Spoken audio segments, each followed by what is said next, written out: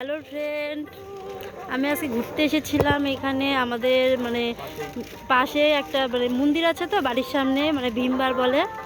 এখানে আজকে চা বাগানে ঘুরতে এসেছিলাম, তাই অনেক কয়টা ভিডিও করলাম, তোমাদেরকে দেখাবো। দেখো তোমরা কেমন লাগে, কমেন্ট করে প্লিজ জানিও। তা জায়গাটা কেমন লাগলো তোমরা প্লিজ বলো ভিডিওতে। যে তোমাদের দাদা ভাই, আমরা এখন বাড়ি যাচ্ছি।